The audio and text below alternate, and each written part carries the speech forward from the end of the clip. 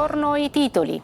A Catania si continua a sparare contro le attività commerciali per la terza notte consecutiva. Presa di mira una panineria al villaggio Sant'Agata. In 2 mesi più di 10 atti intimidatori. Tentano di introdurre telefonini e smartphone in carcere attraverso un drone. Denunciati a Catania 3 giovani. A Palermo i residenti e le associazioni tornano a chiedere più sicurezza per il centro storico. L'ultima rissa ha nuovamente riacceso l'attenzione sugli episodi violenti in città. Etna, sorvegliato speciale, nuova attività stromboliana sul vulcano. La protezione civile ha attivato il sistema Etnas, utilizzato per registrare in anticipo gli eventi lavici. A Gela nasceva nel 2012 il progetto per la depurazione, il raddoppio del consortile, fermo da più di 2 anni. L'opera rischia di restare incompiuta mentre il mare continua a ricevere reflui non trattati. Ad Agrigento la strada degli scrittori trasformata in discarica. A Racalmuto il sindaco e la sua squadra ripuliscono l'area, un gesto concreto contro l'inciviltà. Calcio, Palermo al lavoro per la gara di sabato contro il Frosinone. Barbera ancora una volta verso il pienone. Inzaghi dovrebbe confermare l'11 che ha battuto la Reggiana. A Catania slitta l'arrivo di Caturano. La squadra intanto è pronta per la trasferta di sabato a Cava dei Tirreni. Toscano dice i rumors non ci devono interessare. 3 acquisti per il Trapani, l'attaccante Molina e del Siracusa.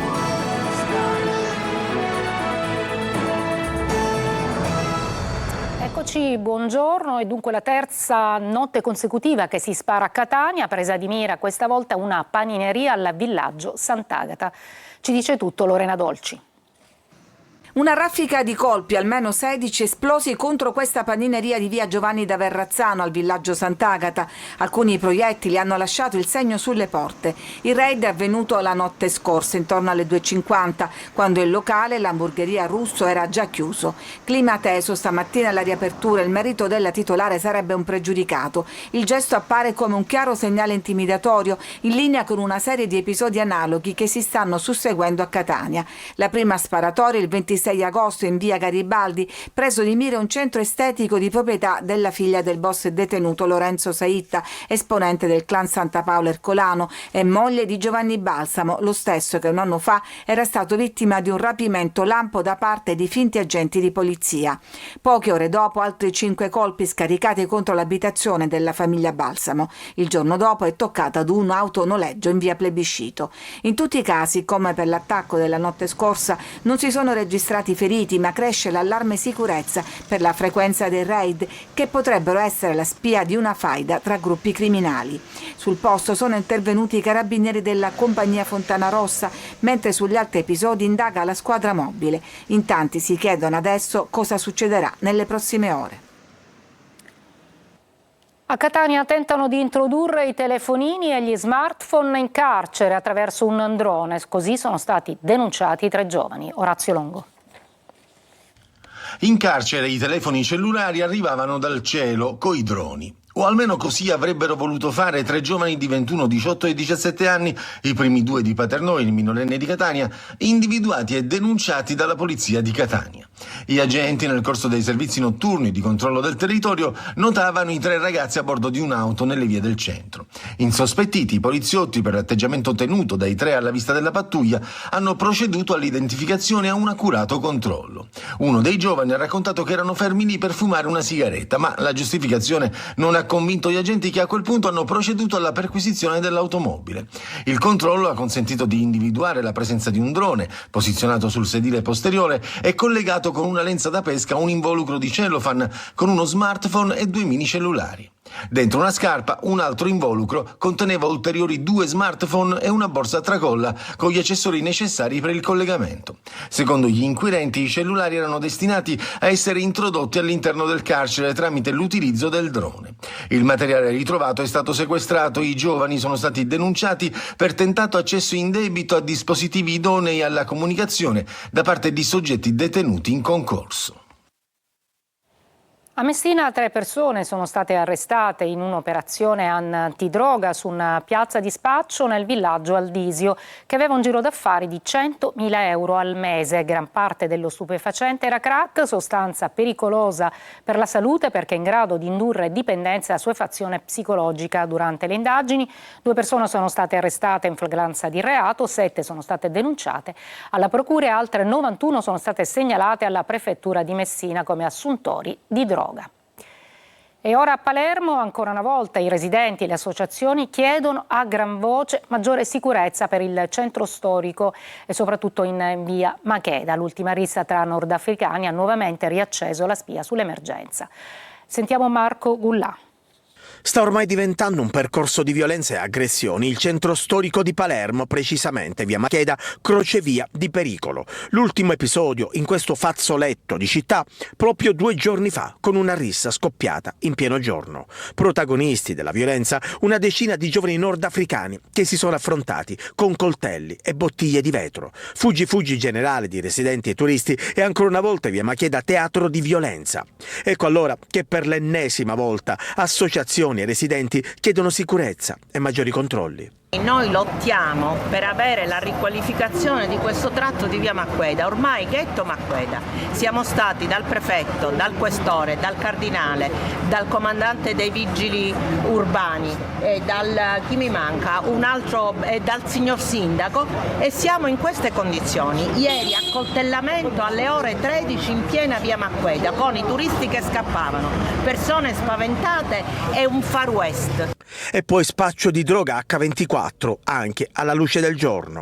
Fino a quando chi è chiamato a dare delle risposte in questo territorio è convinto che la questione della sicurezza in città sia soltanto una percezione, non si prenderanno i provvedimenti necessari. Noi chiediamo che venga fatto davvero un intervento intensivo su questa zona, perché è davvero diventato complicato. Alla stazione centrale viviamo una situazione di degrado e di insicurezza crescente, non c'è nulla che le forze dell'ordine non sappiano già e neppure la RAP evidentemente rispetto alla situazione di sporcizia. I turisti cominciano a lasciare delle recensioni super negative, non per gli stabili ma chiaramente per la situazione di insicurezza. Presidi fissi, forze dell'ordine presenti e controlli quotidiani, le richieste dei residenti per dare un volto nuovo a questo tratto di città. Non solo centro storico, si torna a sparare anche allo Zen con un ragazzo di 25 anni ferito ad una gamba, sembra per un regolamento di conti su affari di droga. Incidente mortale a Trapani intorno alle 2 di notte, scontro tra uno scooter e un autobus di linea. La vittima, un uomo in sella a uno scooter, è finita sotto il mezzo. In un altro incidente mortale nel Ragusano, Roberta Occhipinti, che è una soccorritrice del 118, muore nello scontro tra la sua auto con un'altra vettura sulla statale Marina, tra Marina di Ragusa e Santa Croce di Camerina. Etna sorvegliato speciale, il vulcano riprende con la sua attività stromboliana e fa scattare anche l'alert del sistema ETNAS. Sentiamo di più da Orazio Longo.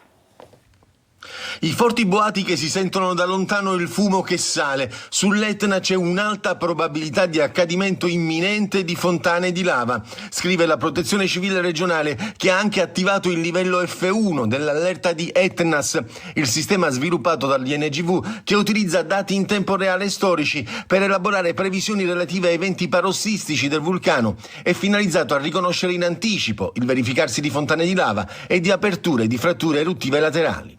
Il meccanismo scatta dopo che un software che calcola alcuni parametri segnala il superamento delle soglie di sicurezza.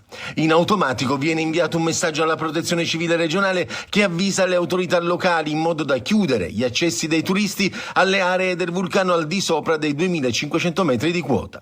Eccole intanto nelle immagini le vie della lava che scorre a pochi metri dalle telecamere sotto gli sguardi del corpo forestale, dalle fratture ad alta quota e con un'attività esplosiva a intensità variabile dal cratere di sud-est e deboli emissioni di cenere che si disperdono rapidamente in area sommitale mentre continuano ad essere alimentati i flussi lavici che emergono da 3 fratture aperte ad alta quota.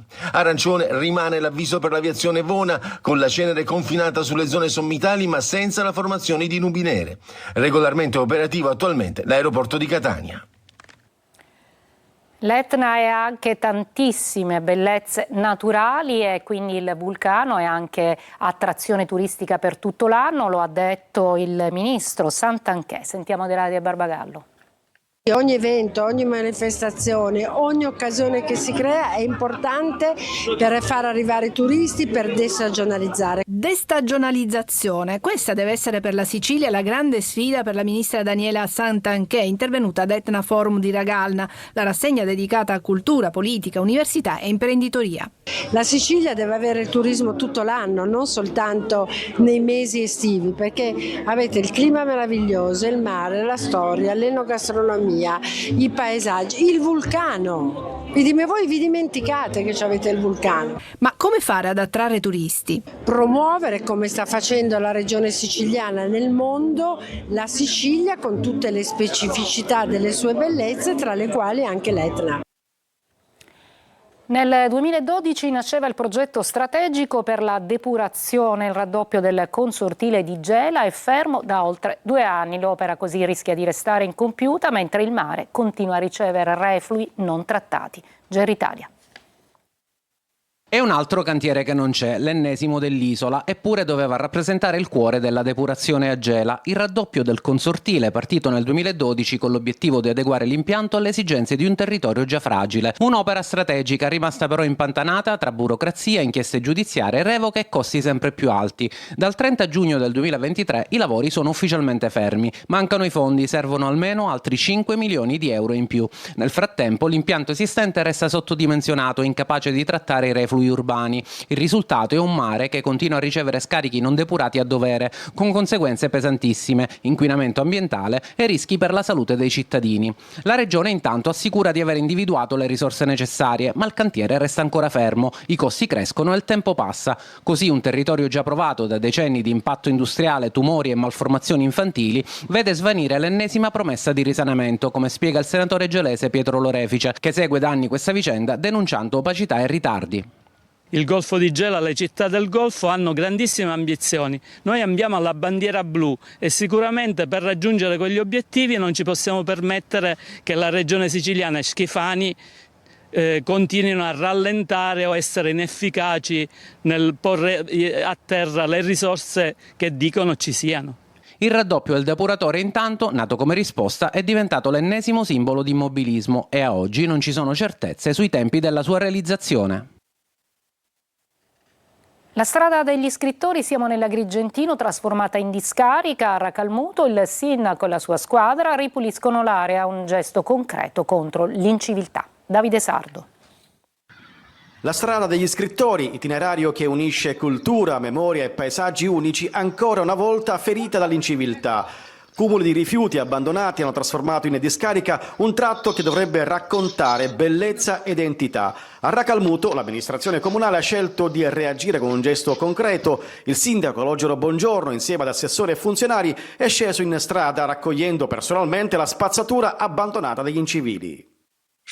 Diciamo che non senza alcuna supponenza, vogliamo soltanto dare un piccolo segnale per dire anche la giunta, anche gli assessori, i vigili urbani, stiamo dando un piccolo segnale per dare un contributo a tenere pulita la nostra città. Un'azione simbolica, ma anche un esempio di impegno civile che invita i cittadini a cambiare mentalità, perché la lotta all'abbandono dei rifiuti non può essere demandata solo alle istituzioni. Serve responsabilità collettiva, senso civico, rispetto. La strada degli scrittori merita di essere percorsa tra decoro e orgoglio, non tra degrado e abbandono. Al porto di Trapani adesso rappresentanti di movimenti, sindacati, partiti hanno manifestato per chiedere la liberazione della nave della ONG Mediterranea, fermata per aver disobbedito ad una disposizione delle autorità italiane dopo aver soccorso 10 migranti. Laura Spanò. Al porto di Trapani ieri sera si sono ritrovati per un sit-in pacifico movimenti, associazioni, sindacati e partiti per chiedere la liberazione della nave Mediterranea fermata dal decreto Piantedosi, quella stessa nave che nella notte tra mercoledì e giovedì 21 agosto aveva salvato 10 migranti da morte sicura. All'appello però ne mancherebbero 4. Noi abbiamo tirato su dall'acqua 10 ragazzi, 4 di loro sono stati gettati in mare e non sappiamo la sorte di questi ragazzi. Sicuramente è una grande responsabilità disobbedire alla volontà di un governo, ma Mediterranea lo ha fatto. Forse ci vuole coraggio, ma lo facciamo forse anche in un modo un po' impetuoso e naturale. Presente al sit-in anche l'eurodeputato Leoluca Orlando. Il comandante dei Mediterranei ha soltanto rispettato le norme che invece vengono contrastate da un ordine illegittimo e disumano del Ministero dell'Interno. Di più, io credo che sia necessario che intervengano le autorità giudiziarie internazionali e nazionali, perché siamo in presenza di una chiara violazione della normativa vigente. Anche i sindacalisti della CGIL si sono ritrovati accanto ai volontari della ONG. Noi siamo qua stasera proprio per condannare una legge che non tiene conto delle persone, delle vite umane, ma che invece si attesta soltanto su posizioni politiche. E ieri sera, a sorpresa, al porto è arrivato anche l'arcivescovo di Agrigento, Sua Eccellenza Alessandro Damiano. Pensiamo a questo molo Favarolo che tutti conoscono, magari lo immaginano un molo grande, almeno quanto questo su cui ci troviamo, poi sappiamo una striscia di cemento precaria quasi, no? Però porto di salvezza. Una breve pausa poi a Siracusa, dove si sono incontrati, pensate, ben 200 volontari della protezione civile da diversi paesi del mondo.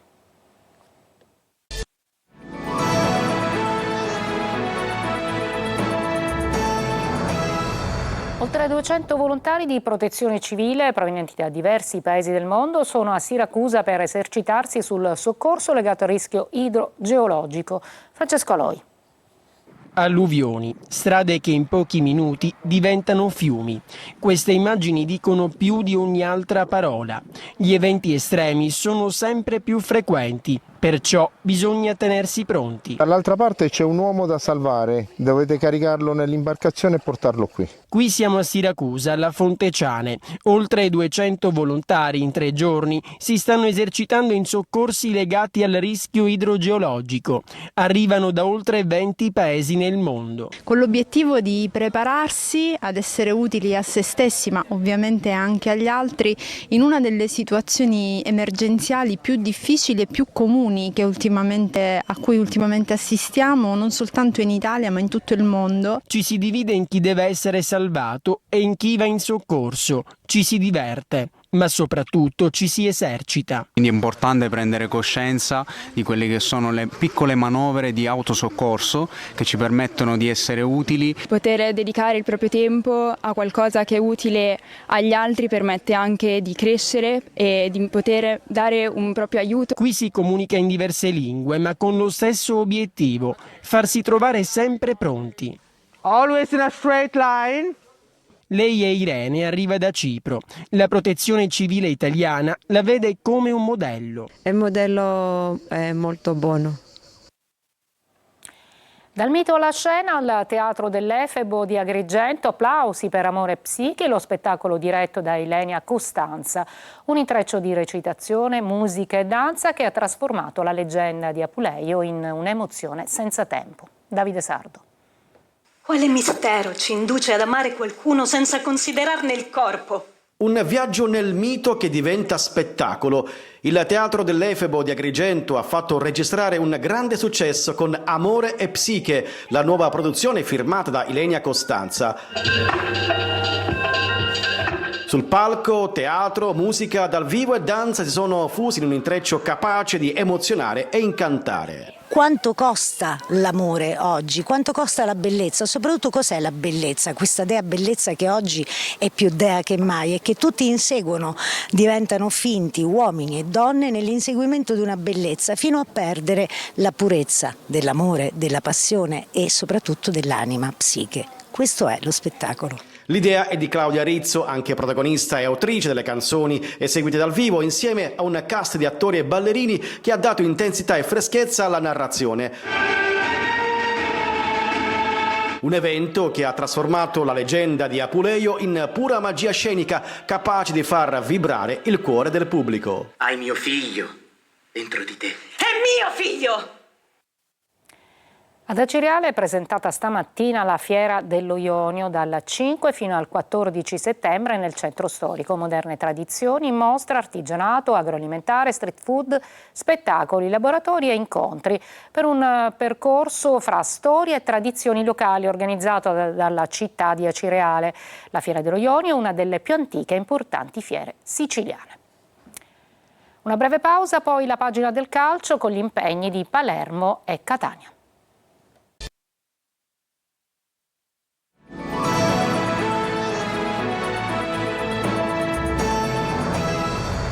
Palermo al lavoro per la gara di sabato alla Barbera contro il Frosinone. Barbera ancora una volta verso il pienone. Inzaghi non dovrebbe cambiare molto in formazione. Marco Gullà.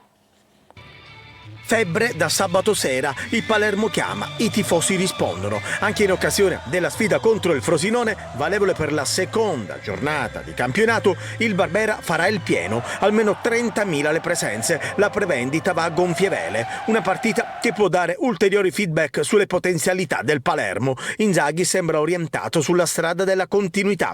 Contro i Ciociari, infatti, l'allenatore rosanero dovrebbe confermare in blocco la formazione che sabato scorso ha vinto e convinto contro la Reggiana. Pochi i dubbi di formazione nonostante il recupero di Gomez e l'inserimento dei nuovi innesti Joronen e Veroli. Io ho diventato adesso abbastanza esperto nel Serie B e cerco di vivere in presente. Allora vuol dire lavorare ogni giorno e poi essere pronto per prossima gara. La filosofia è chiara, squadra che vince non si cambia. Le novità, semmai, troveranno spazio dopo la sosta. In attacco quindi Brunori e Gyasi alle spalle di Poyampalo, mentre in porta sarà confermato Bardi. Mercato a breve, ufficialità delle cessioni di Francesco al Catanzaro e Magnani in prestito alla Reggiana. Apparentemente il mercato in entrata del Palermo dovrebbe essere chiuso, ma non si escludono colpi last minute, soprattutto per il centrocampo. E in attesa dell'arrivo dell'attaccante Caturano, il Catania prepara la trasferta di sabato a Cava dei Tirreni. Sentiamo Sergio Colosi. Slittata di 24 ore si attende l'ufficialità di Salvatore Caturano al Catania. Accordo su tutto con il Potenza e con il calciatore per un contratto triennale. La punta che il rossoblù ha segnato 49 gol firmando anche 11 assist in 112 gare, come annunciato da Pastore, sta risolvendo questioni economiche con il club lucano. A Caturano si aggiungerà Leonardi da trasferire in prestito alla Ternana, operazione che potrebbe sbloccare l'arrivo di Vallocchia, anche se è più probabile uno scambio con la Juve Stabia tra Davide Buglio e Alessandro Guaini. La presenza di D'Ausilio dall'inizio potrebbe essere l'unica novità dell'11 di Cava dei Tirreni, dove il Catania cerca conferme. Io guardo quello che succede in campo ogni giorno, non sento rumors, non leggo giornali, non leggo niente. Devi essere concentrato sul campo, i miglioramenti, la sensazione che hai è ogni giorno. Non il 6-0 o la sconfitta di Crotone, no, ogni giorno devi vedere il miglioramento. I rumors ci devono interessare, noi qua dentro dobbiamo chiuderci, non dobbiamo sentire quello che succede fuori, dobbiamo far parlare gli altri, dobbiamo stare zitti noi e lavorare. Mercato protagonista anche in casa Trapani. Dopo l'annuncio del presidente Antonini si attende soltanto l'ufficialità per Moto e Palmieri. In uscita Segberg e Verna, quest'ultimo con destinazione Cittadella. Colpo finale per l'attacco. Il Siracusa ha depositato i contratti di Zanini, Capagni e Bonucci disponibili per domenica. Ufficiale Molina dalla Vispesaro, 6 gol la scorsa stagione per l'attaccante argentino. Prossimo obiettivo già a buon punto l'esperto centrocampista Federico Ricci. Non si esclude nel ruolo di DS un ritorno di fiamma per la Neri, visto nelle scorse ore in città, ma la società guarda anche oltre. È tutto, la prossima edizione alle 19. Grazie per l'ascolto e buon pomeriggio.